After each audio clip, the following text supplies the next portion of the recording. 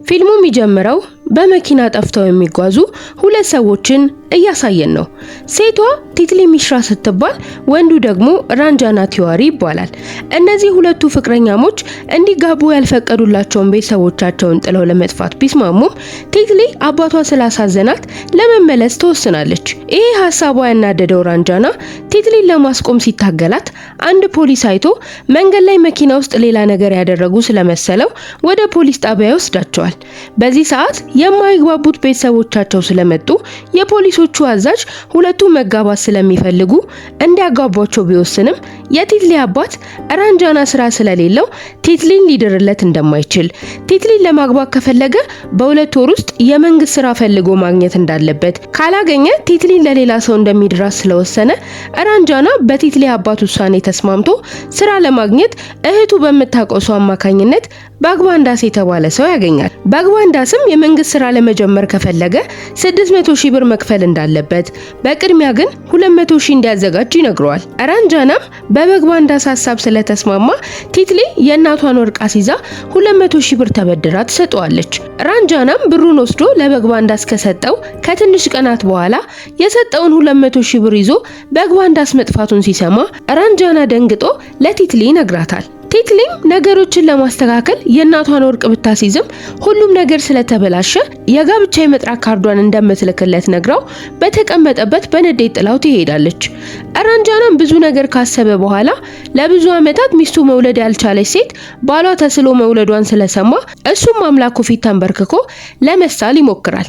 ግን ለአምላኩ ስለቱ ከተሳካለት የሚሰጠው ነገር ግራ ስለገባው ወደ አንድ ቄስ ጋር ሄዶ ፈጣሪው ቶሎ እንዲሰማው ምን መሳል እንዳለበት ይጠይቀዋል። ቄሱም መጀመሪያ ክፍያውን ከተቀበለ በኋላ ለመሳል ቀላል ነገር ይነግረዋል። ራንጃናም በሰማው ነገር ተደስቶ ወደ ቤቱ ይሄዳል። ከወራቶች በኋላ ስልክ ይደወልለታል። ሲያነሳውም ስራ ላይ ያስቀጥረው ቀብድ የተቀበለው ባግባንዳስ ስራውን ስላገኘለት 600,000 ብሩን አዘጋጅቶ እንዲመጣ ይነግረዋል። በሰማውም ነገር የተደሰተው ራንጃናም ለጋብቻ ጥያቄ ባል በመጣላት ቀን ለቲትሊ ደውሎ ስራ ማግኘቱን ስላበሰራት ቲትሊ ለጋብቻ ለመጠየቅ የመጡትን ሰዎች አናዳ ታሰናብታቸዋለች። በዚህ ሰዓት ራንጃና ከቤተሰቦቹ ጋር ለጋብቻ ሊጠይቃት ይመጣል። በስንት ልፋት የሚጋቡበት ቀን በ30 እንዲሆን ይቆረጣል። ከብዙ ዝግጅት በኋላ ራንጃና በሰርጉ ቀን በ30 ከእንቅልፉ የተነሳ ቢመስለውም ሁሉም 29 መሆኑን ስለነገሩት ራንጃናም ግራ ተጋብቶ በማሰብ ላይ ያለ ጓደኞቹ ፓርቲ ስላዘጋጁለት ምሽቱን በፓርቲው ተዝናንቶ ይተኛል። በማግስቱም በድጋሚ 29 ላይ ስለነቃ በነገሩ ደንግጦ ራሱን ይስታል። ራንጃና ከነቃ በኋላ ግራ የሚያጋባ ባህሪ ስላሳያቸው ወላጆቹ አሞታል ብለው ሐኪም ጋር ይወስዱታል። ሐኪሙም ራንጃናን እንደ እብድ ስለቆጠረው በንዴት ከሐኪሙ አጠገብ ሲወጣ አንድ ሰው ለስለት ብሎ ጸጉሩን መላጨቱን ስለሰማ ራንጃና እሱም አምላኩን የመንግስት ስራ ካገኘ መልካም ስራ ለመስራት መሳሉን አስታውሶ ቢደሰትም ምን አይነት መልካም ስራ መስራት እንዳለበት ግራ ስለገባው ተሰብስበው ለመልካም ስራ ስለት የሚያመልኩበት ላም ስለሆነች ለሆነች ለአንዲት ላም ምግብ እንዲያበላ ያደርጉታል።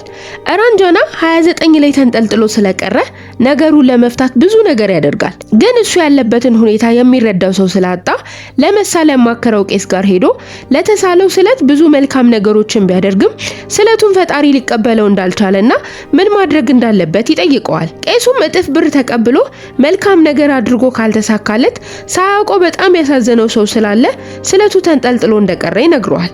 ይሄንን ከሰማ በኋላ ራንጃና ለሁሉም ሰው እየዞረ ጥሩና ትሁት ከሆነላቸው በኋላ ይቅርታ ይጠይቃቸዋል።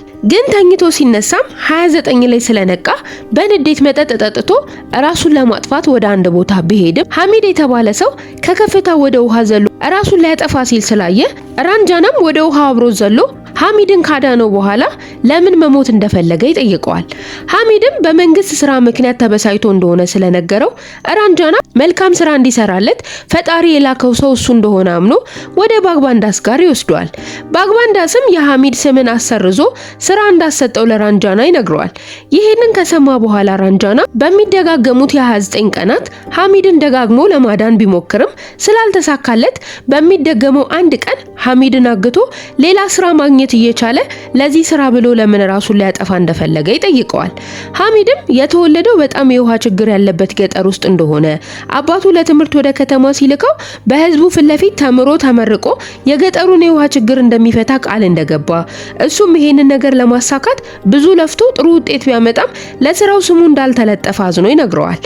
ራንጃና ይሄንን ከሰማ በኋላ ወደ ቲትሊ ጋር ሄዶ ስራውን ሊተው እንደወሰነ ሲነግራት ቲትሊ በ30 ካልተጋቡ ራሷን እንደምታጠፋ እንደሚያያት ጠንካራ ስላልሆነች እንደምትጎዳ ትነግረዋለች። ራንጃና ከቲትሊ ጋር ሲመለስ ሐሚድን ከጓደኞቹ ጋር ስላላገኘው ራሱን ሊያጠፋ ይችላል ብሎ ሊፈልገው ወደ ወንዙ ጋር ይሄዳል። በአሁኑ ግን ሐሚድ ራሱን ስላጠፋ ራንጃና በጣም አዝኖ ካለቀሰ በኋላ በድጋሚ ወደ አምላኩ ፊት ቀርቦ መልካም ስራ መስራት ይህን ያህል ከባድ መሆኑን ቢያውቅ እንደዚህ አይነት ስለት እንደማይሳልና አሁን የሚፈልገው የተሳለውን ቃሉን እንዲያነሳለትና ከገባበት ችግር መዳን ብቻ እንደሚፈልግ ሲናገር ቄሱ ወደ አጠገቡ ስለመጣ በህይወቱ ሁለት መንገድ ካለ በአንዱ መንገድ ብቻ እንዲጓዝና ለአምላኩ ከልቡ ጸሎት እንዲያደርግ ምክንያቱ ደግሞ አምላኩ የሆነ ሊፈትነው የፈለገ ነገር ሊኖር እንደሚችል ይነግረዋል።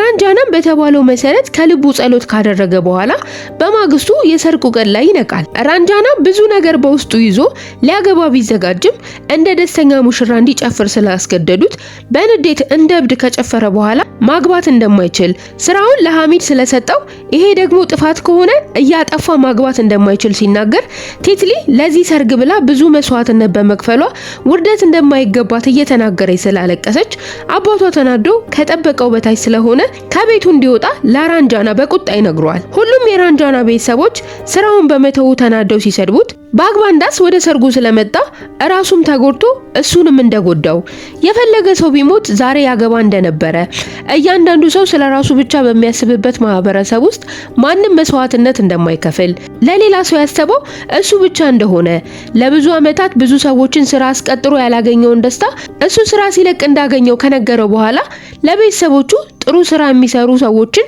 እንዲያበረታቱ ተናግሮ ይሄዳል። በባግባንዳስ ንግግር ቤተሰቦቹ ልባቸው ስለተነካ ራንጃና በሰራው ስራ ጥፋተኛ እንደሆነ ተናግሮ ሰርጉን ጥሎ ሊሄድ ሲል የቲትሊ አባትና የእህቱ አባል አስቆመው እንዲያገባ ይነግሩታል። መጨረሻም ራንጃና ማንም ሰው ስለቱን ማክበር እንዳለበት ካከበረ ቀሪው በራሱ እንደሚስተካከል ሲናገር ፊልሙ ያበቃል።